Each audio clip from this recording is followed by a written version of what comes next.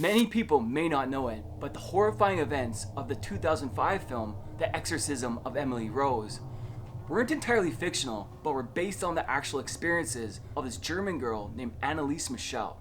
This movie legitimately scared the crap out of me back then, and it terrifies me even more now after hearing about the real story and the recordings from this exorcism.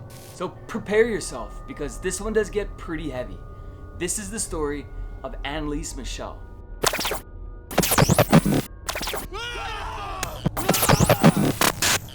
Anneliese Michel grew up a Catholic in the small Bavarian town of Klingenberg in West Germany in the 1960s. Her family, including herself, were very deeply religious and attended Mass twice a week at their local Catholic church. When Anneliese was 16, she suddenly blacked out at school this one day and started walking around dazed. Although she did not remember this event at all, her friends at school told her that she was in some sort of trance-like state. 1 year later, Anneliese experienced a very similar occurrence where she went through a series of convulsions while she was sleeping, causing her body to shake uncontrollably. She woke up in a trance and wet her bed. So after the second time of this happening, Anneliese decided to visit a neurologist who diagnosed her with temporal lobe epilepsy, which is a disorder that causes seizures, loss of memory, and possible visual and auditory hallucinations. After her diagnosis, Anneliese began to take medication for her epilepsy and enrolled in the University of Würzburg in 1973 to become a teacher. However, the drugs that she was given failed to help her, and as the year progressed, her condition really began to deteriorate. So she started to complain to her parents that she was seeing these demonic creatures and these ghostly faces. Anneliese believed that she was possessed by a demon and that she needed to find a solution outside of medicine. She began to see the face of the devil wherever she went, and she said that she heard demons whisper in her ear. When she would pray, she said these demons would tell her that she was damned and that she was going to rot in hell. Anneliese and her family at this point were convinced that she was possessed by the devil. So her family started to consult several different priests asking for an exorcism, but unfortunately all the priests declined and recommended the continuation for medical treatment and informed the family that the exorcism required the permission from the bishop. At this point, Anneliese's delusions had become extreme. Her family reported her starting to smell devilishly bad. She refused to drink holy water and couldn't walk past a crucifix.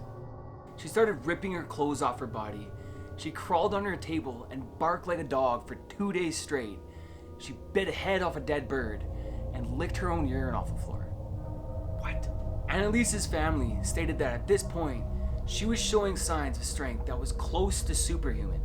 She threw her sister across the room as if she was a rag doll, and also effortlessly squeezed an apple with one hand until fragments exploded throughout the room. Finally, her mother found a priest, Ernst Alt, who believed in her possession.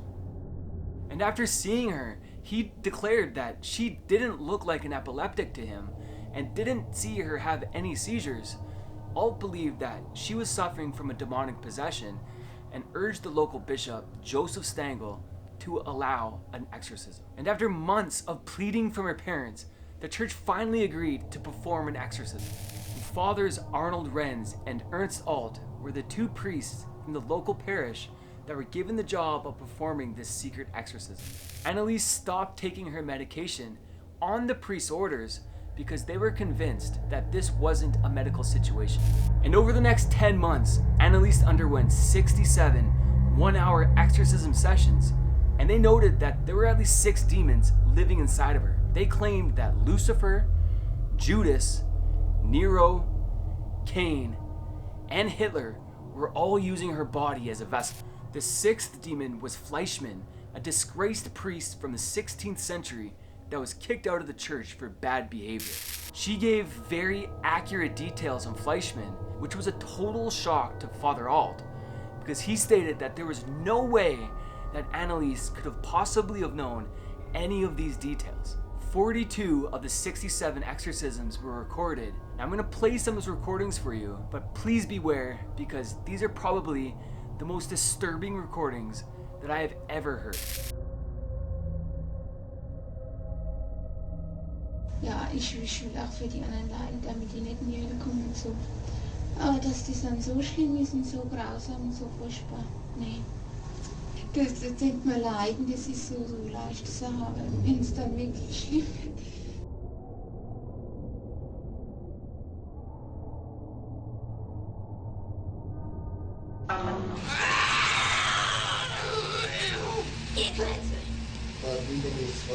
Nein, mir Klötze. Er war mir Klötze. Oh, so der will auch nicht. Oh, ich geh auch nicht. Oh. Sind wir schon 3? Ah, wie. Was ist so der Schneid?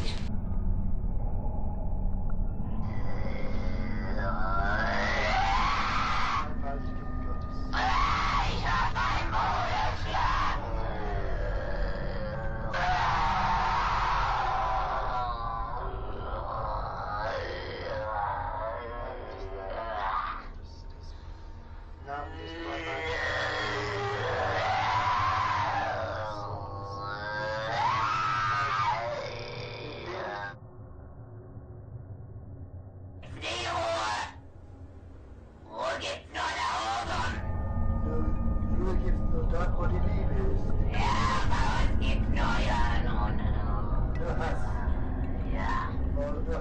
Da gibt's keine Ruhe. Nein, und für uns gibt's nie Ruhe. Nie. Nein, Gott.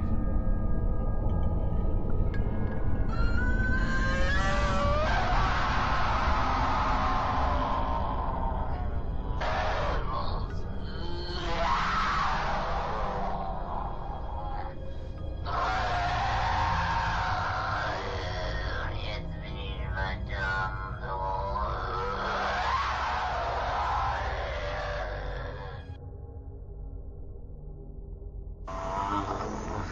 Die müssen in eigenen Seminaren ausgebildet werden, die dürfen nicht auf die anderen Universitäten.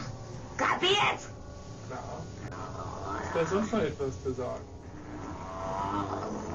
Oh, bald ist weil. Weil der Teufel größere Macht.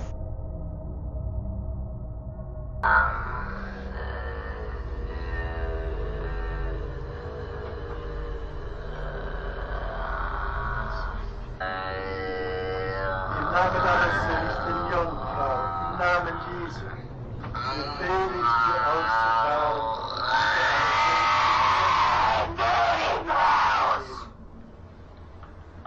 Namen des dreifaltigen Gottes, im Namen des dreifaltigen Geistes, befehle ich dir auszufahren und nicht.